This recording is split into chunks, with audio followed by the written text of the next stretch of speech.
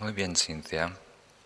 Sí, es una enseñanza muy importante. Lojong es todo un género de literatura budista que se enfoca en transformar nuestro corazón y nuestra mente a través de enseñanzas cardinales o puntuales.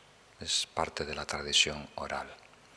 Y el más famoso de todos es el que tú nombras, que se llama Lojong Donduma, adiestramiento mental en 7 puntos, que consiste en 56 o 59 aforismos, depende la edición. Y se introdujo al Tíbet por Atisha y pasó de forma oral varias generaciones hasta que Chekawa Yeshe Dorjil Geshe lo escribió.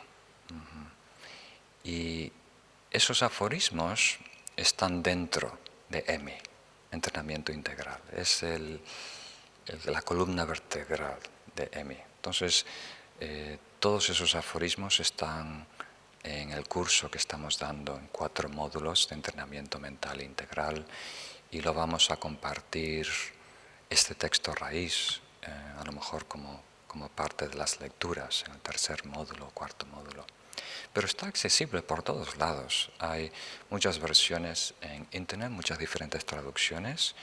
Dependiendo del país en que resides, puede haber hasta 3 comentarios, ¿no?, de maestros contemporáneos.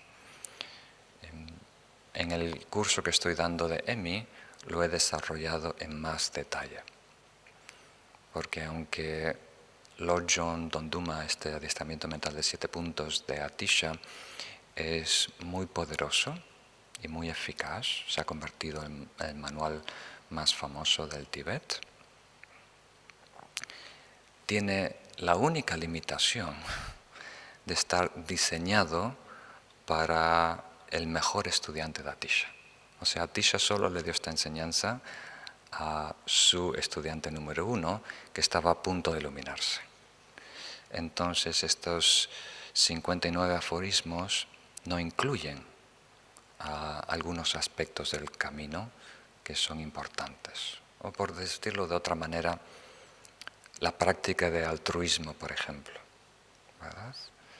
El manual menciona las 2 últimas meditaciones de todo este pilar de desarrollo familia. En la práctica de Vipassana también incluye las 2 últimas meditaciones. Entonces lo que yo hago en este curso de EMI es rellenar lo que falta, ¿no?